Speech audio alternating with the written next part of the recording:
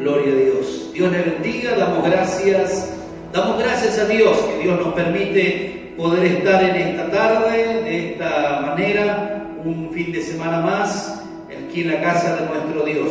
Vamos a hacer una oración para comenzar y luego estamos compartiendo la palabra del Señor.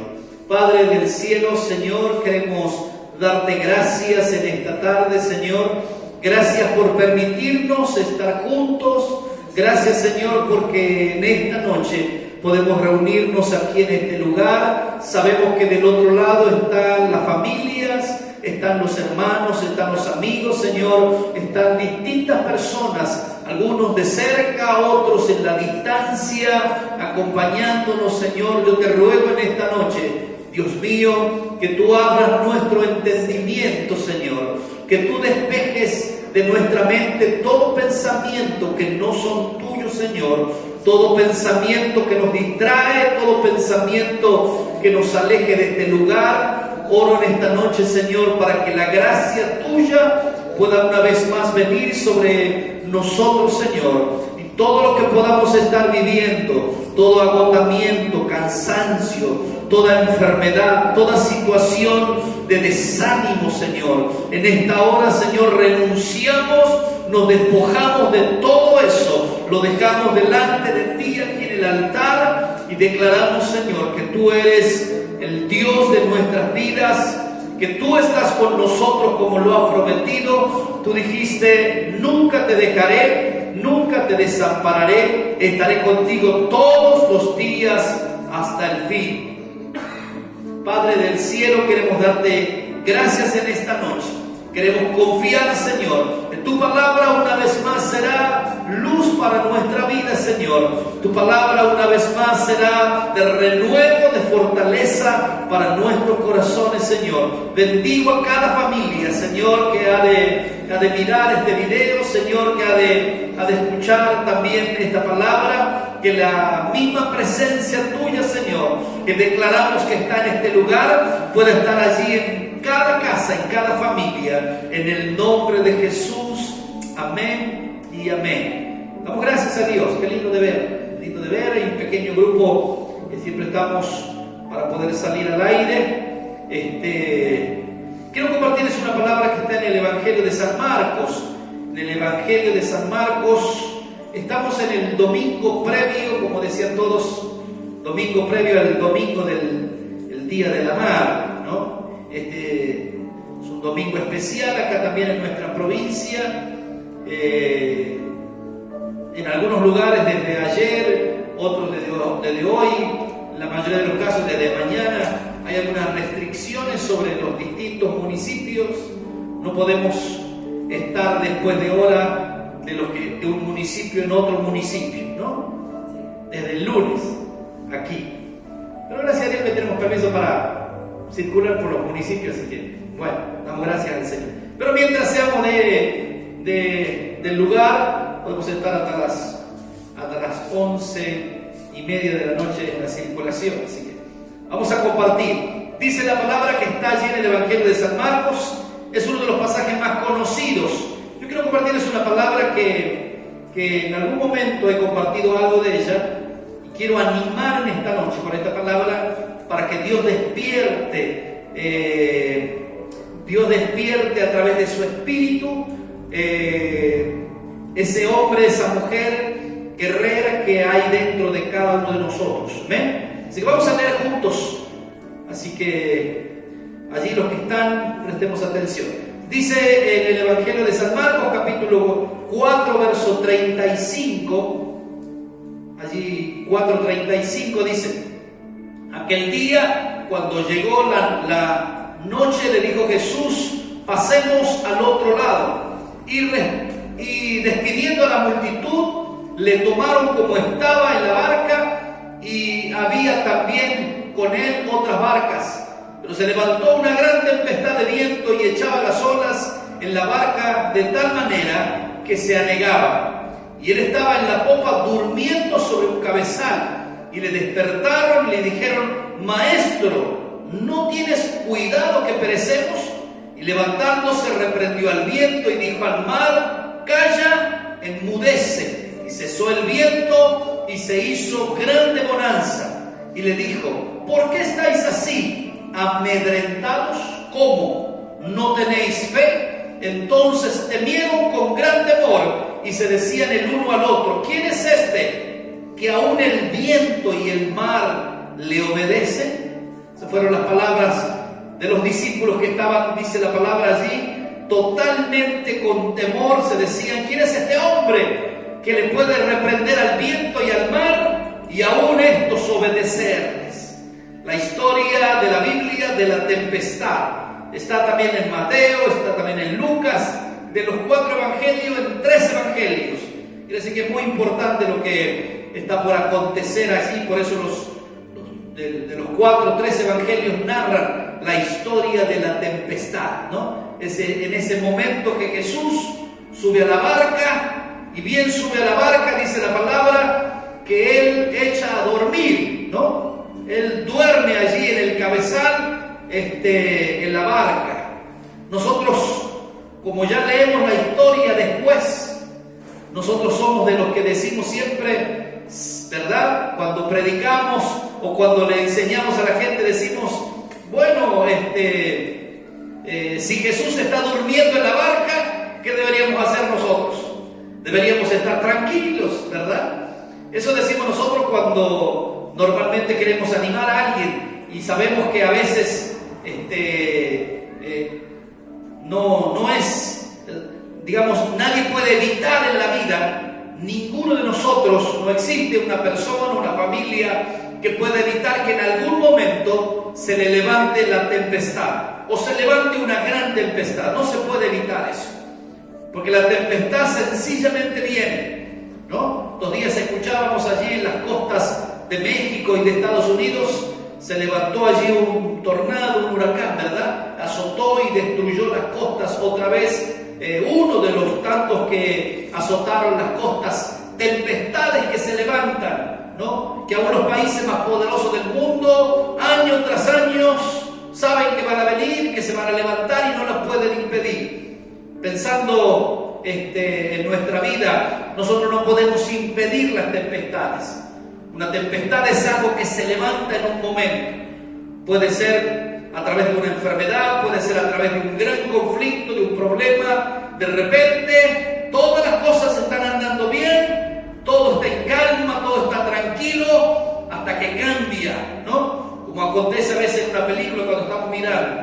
El momento más tranquilo de la película, el momento más romántico, tranquilo, es porque se está por aproximar el momento de la mayor acción, el momento donde todas las cosas van a cambiar y todo se va a desencadenar. Así pasa en nuestra vida a veces. Todas las cosas están bien hasta que de repente se escucha la noticia de que no estamos sanos, o de que algo ha pasado, o de que algo ha acontecido, y eso hace que sintamos que la barca donde vamos, ¿verdad? Quiere hundirse, o sentimos en algún momento literalmente que la barca se va a hundir, la barca de nuestra vida, la barca de nuestra familia. Así estaban en esa noche los discípulos, iban de un lugar a otro. Jesús solamente les había dicho: crucemos al otro lado, pasemos al otro lado. Claro, ellos sabían, ¿verdad? Habían estado de este lado, habían visto milagros, habían visto sanidades, habían visto a Jesús obrando maravillas. Y cruzar al otro lado podría decirse también que iba a ser igual. Lo que ellos no sabían es que antes de llegar al otro lado, en medio de ese mar, hombres acostumbrados a las tormentas, a los vientos, a los barcos, pescadores los que iban allí, sintieron literalmente que se morían y que esa era la última noche de ellos. Y uno recordó que Jesús estaba durmiendo en la barca y fue, yo creo que de mala manera, a despertar a Jesús. No, nunca les digas al Señor de mala manera las cosas. Aquel discípulo fue a decirle de mala manera: Señor, no tengas cuidado que perecemos, ¿verdad? Y allí dice la palabra que el Señor se despertó. A ninguno nos gusta que nos despierten así. Se despertó, dice la Biblia, se acercó a la orilla de la barca, miró al viento, miró al mar y le dijo una sola palabra. Al viento y al mar el Señor le ordenó, dice la Biblia, le reprendió diciendo: enmudece. Y al instante el viento y el mar se calmaron y hubo gran bonanza. Podríamos terminar la historia allí, ¿verdad? Pero quiero detenerme y pensar que nada en la Biblia está puesto al azar. Nada en la Biblia está puesto, no hay historias. Luego no hay historias previas e historias posteriores. Todo tiene que ver, todo es un contexto en lo que Dios está por hablarnos. Está por hablarnos algo, el por qué se levantan las tempestades. Aquí dice la Biblia, ¿verdad? Esto era, uno puede pensar en algo natural de quizás el tiempo. Pero cuando dice la palabra y levantándose, reprendió. Cuando nosotros hablamos de reprender, siempre pensamos que hay algo, ¿verdad? Hay cosas naturales y otras hay cosas sobrenaturales. Hay algo espiritual. Había algo espiritual tan fuerte que se había levantado esa noche que querían impedir, escucha esta palabra, querían impedir literalmente que Jesús llegara al otro lado con los discípulos. Esa tempestad se levantó, eran fuerzas espirituales. Los discípulos no veían solo el viento y el mar. Jesús, que es Dios, sabía que era algo espiritual que se había levantado en medio del mar y que intentó destruir la barca y a ellos que iban allí. Por eso la Biblia dice que Jesús reprendió el viento y el mar y hubo gran bonanza, dando a entender de que algo espiritual había. ¿A dónde se dirigía Jesús con los discípulos? ¿Y por qué se levantó esa gran opresión e hizo que eso se transformara en una tempestad? Si nosotros seguimos viendo en la Biblia, en el capítulo 5 de San Marcos o en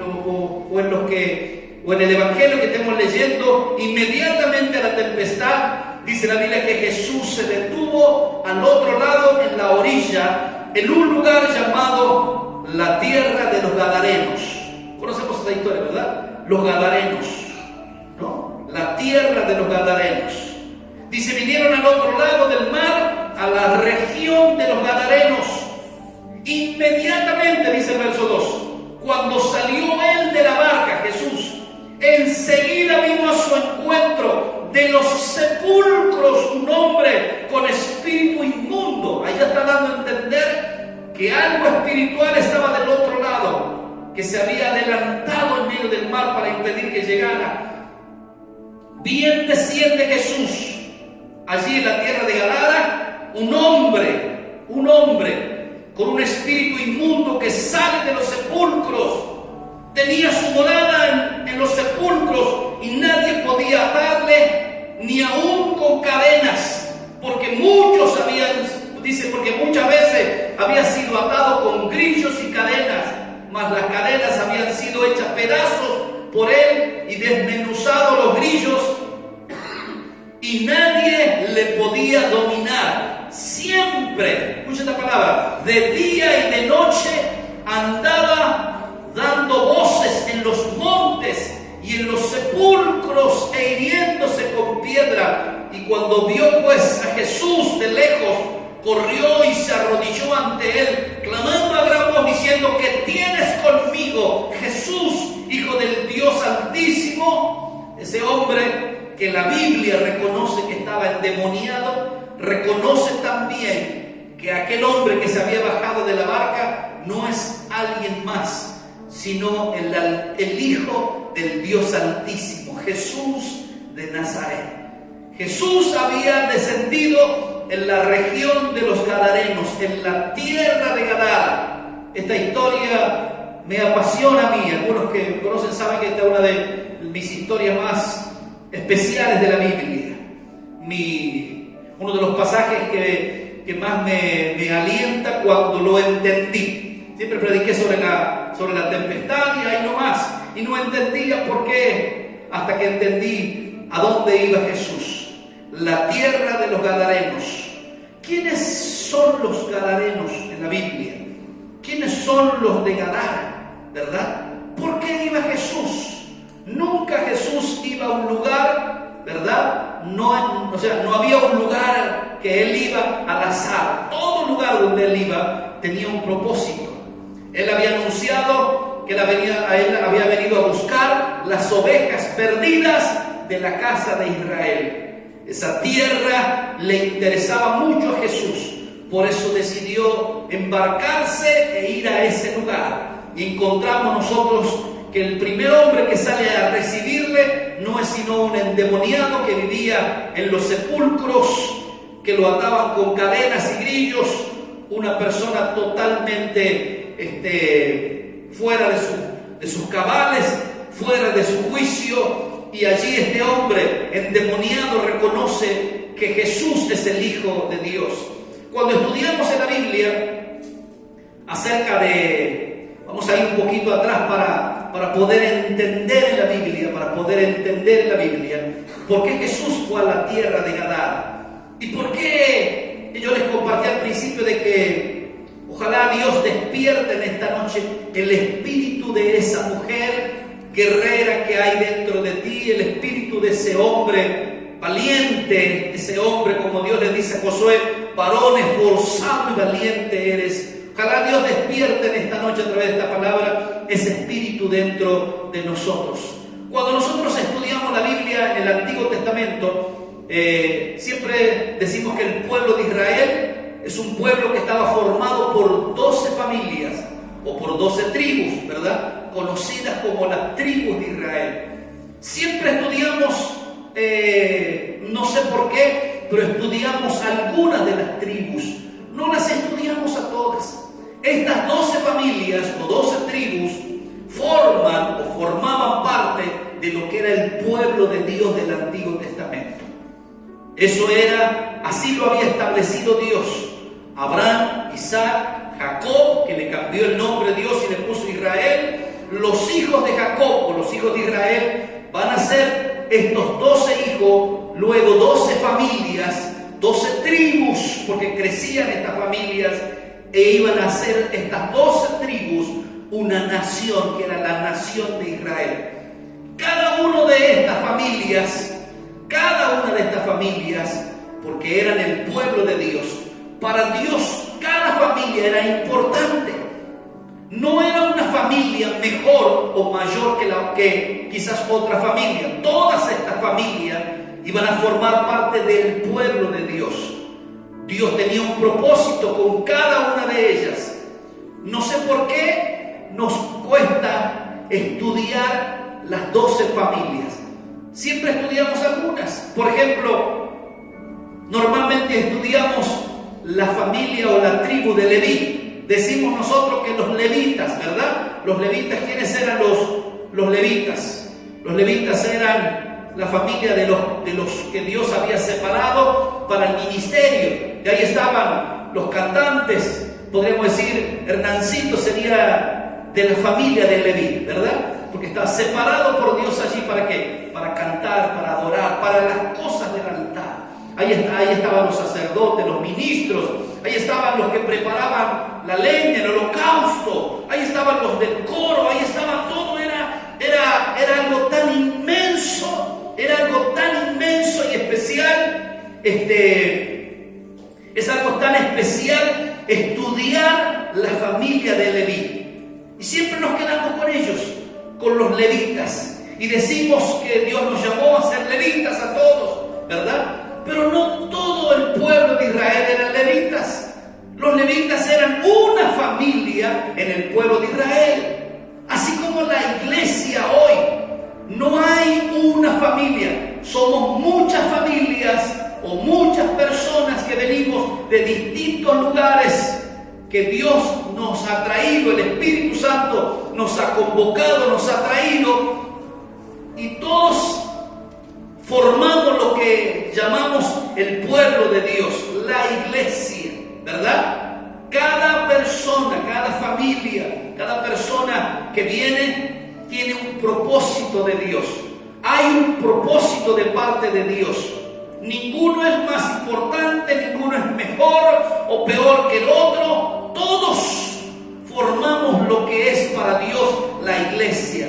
Por eso a veces la iglesia se la compara con el cuerpo. Ninguno somos miembros de un cuerpo. Ningún miembro es más importante que otro. Todos somos importantes. Así era en aquel tiempo el pueblo de Israel. Había 12 familias, nada más que esto eran 12 familias. Cada familia tenía un propósito. Vuelvo a repetir, estudiamos siempre a los levitas y decimos los levitas parecieran que eran los más espirituales porque ahí estaban los cantantes, estaban los músicos, estaban los sacerdotes, los que ministraban, y parece que estos eran los más espirituales, pero no, estos eran una familia de las 12 familias que había que cumplían un propósito. Los levitas no tenían o no había propósito para ellos y las demás familias. Ellos eran una familia más. Yo quiero hablarles un poquito en esta noche de esas tribus. Quiero hablarles de la tribu de Gad, que era otra familia, los de la tribu de Gad, ¿verdad? Cuando nosotros estudiamos en la Biblia la tribu de Gad, ¿quiénes eran? La familia de los de Gad. La palabra Gad en la Biblia significa soldado. La palabra Gad significa ejército. Usted puede buscarlo en la Biblia, en los distintos libros de la Biblia donde aparecen las familias del pueblo de Israel. Pero yo quiero resumir un poquito de una manera rápida para que pueda entrar en el tiempo del mensaje la familia de Gad, ¿no? La tribu de Gad. Para ubicarnos un poquito, mire si usted, por eso si alguien tiene abierta la Biblia, Primera de Crónicas, capítulo 12, primer libro de Crónicas, capítulo 12. Después usted investigue en su casa quiénes eran los de Gad, para que tengamos una idea. Los de Gad. Gad significa soldado, Gad significa ejército. Estos no eran levitas, estos eran soldados. Eran los que Dios iba a usar para que sean los soldados en Israel, ¿no? Mayormente de la familia de Gad era la mayoría del ejército, de los soldados que iba a tener el pueblo de Israel. Nosotros sabemos que cuando se establece el reino en el tiempo del profeta Samuel, el primer rey que Dios levantó fue el rey Saúl. El rey Saúl estableció su ejército. La Biblia dice que el ejército que buscó Saúl que hubiera sobre Israel era un ejército de hombres muy fuertes, altos, aptos era la palabra que podemos resumir que usó Saúl. Buscó de todas las familias hombres altos, fuertes, ¿verdad? Los reclutó a todos y los reclutó para que sean parte del ejército de Israel. Una cosa es el ejército de Saúl, otra cosa es el ejército de David que iba a venir después, ¿no? El ejército de Saúl es un ejército de hombres elegidos por hombres. Por eso quiero hablarles un poquito al comienzo de esto para poder luego encontrar la gran diferencia. Cuando el Espíritu Santo eligió a hombres, entre los hombres que había de las tribus, eligió a los de la tribu de Gad.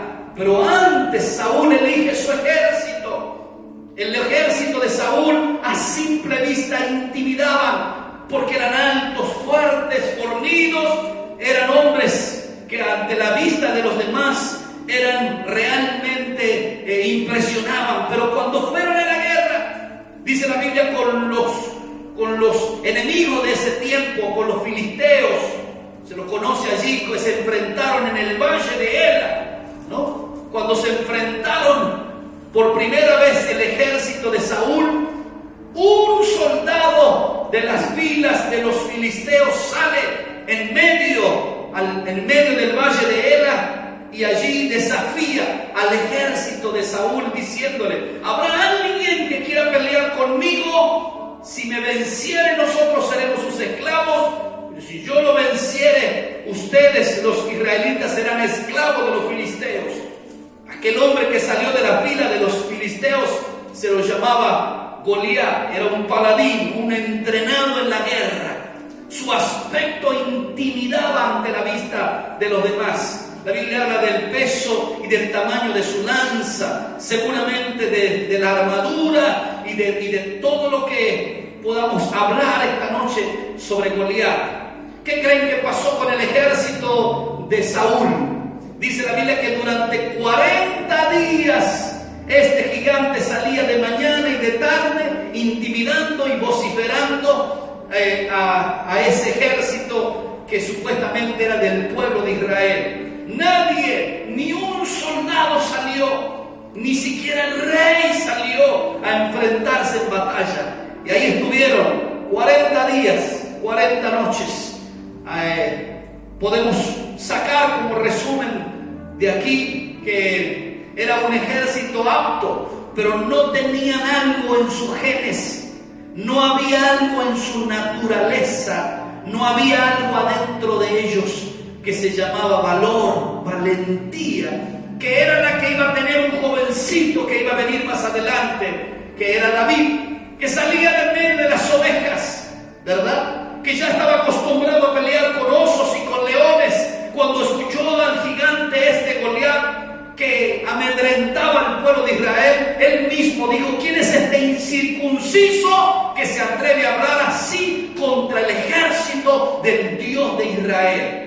Y así conocemos la historia nosotros, que David sale a la pelea. El que intimidaba, Goliat, pasó a ser el intimador. A ver, el que intimidaba pasó a ser intimidado, ¿verdad? Porque David, sin mediar palabras, le dijo a Goliat: hoy Jehová me entregará tu cabeza en mi mano, ¿no? Y conocemos la historia, que allí sin detenerse corrió y venció a Goliat. ¿Qué tenía David? Que no tenía el ejército. Tenía algo adentro David. Es el Espíritu de Dios, el Espíritu Santo de Dios, que lo llevaba, que lo ungía con valentía a David. Hay muchas formas que el Espíritu Santo puede ungirnos. Hay momentos en la vida que va a ungirnos para orar por enfermos. Hay momentos que va a ungirnos para orar por endemoniados. Hay momentos que va a ungirnos con fuerza, porque necesitamos fuerzas que vengan de parte de Dios. Si nos acordamos de la historia de Sansón, cuando el Espíritu de Dios venía, la fuerza de un hombre era como la de 1000, una manifestación del Espíritu Santo. Dice la Biblia, yo les voy a resumir, en el primer libro de Crónicas, capítulo 12, ahí está la historia, si ustedes pueden leer ahí, los que tengan Biblia, aparece como título El ejército de David, dice allí. Pero si realmente queremos mirar un poquito más adelante, vamos a encontrar que este era realmente el ejército de Dios. Dice la palabra allí en el verso 22. Voy a resumirles algunos versículos. Dice el verso 22: porque entonces todos los días venía ayuda a David hasta hacerse un ejército como ejército de Dios. No hay ningún lugar en la Biblia que hable de otra manera. Dice que este ejército, estos hombres que venían, ¿verdad? Sí, eran traídos. Dice el verso 18, voy a leer, que es muy importante. Dice: entonces el Espíritu vino, Espíritu con mayúscula, hablando y refiriéndose al Espíritu Santo, vino sobre Amasaí, jefe de los 30, y dijo: por ti, oh David, y contigo, oh hijo de Isaí, paz contigo y paz con tus ayudadores, pues también tú, David, pues también tu Dios te ayude. Y David los recibió y los puso entre los capitanes de la tropa. ¿Quiénes traían? Voy a resumirles. ¿Quiénes traían a estos hombres? El Espíritu Santo, dice en el verso 18, el Espíritu Santo traía a estos hombres de diferentes lugares, de distintos lugares traían y los unían a David, para que, como dice el verso 22, para formar lo que iba a ser el ejército de Dios. No se conoce en la historia del pueblo de Israel un ejército como el que tuvo el rey David. Por eso fue el tiempo donde mayor conquista hubo, donde mayor avance hubo, donde mayor gloria hubo en el pueblo de Israel, porque Dios ungió a David con su espíritu y el mismo Espíritu Santo ungió a hombres. ¿De dónde eran estos hombres? La mayoría de estos hombres, que los conocemos como los valientes de la Biblia, la mayoría de estos hombres pertenecían a una familia, venían de una tribu, de una familia que era de la familia de Gad, porque Gad es soldado, Gad es ejército, y de ahí los traía el Espíritu Santo. Miren, dice el verso 8, también de los de Gad huyeron y fueron a David al lugar fuerte en el desierto. Quiero solo leer el verso 8 para que podamos entender.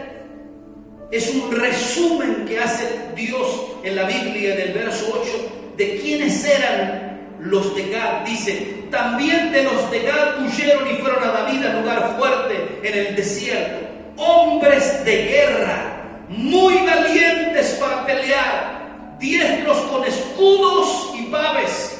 Sus rostros eran como rostros de leones, eran ligeros como las gacelas sobre las montañas. Los describe Dios en la Biblia. ¿Quiénes eran estos hombres?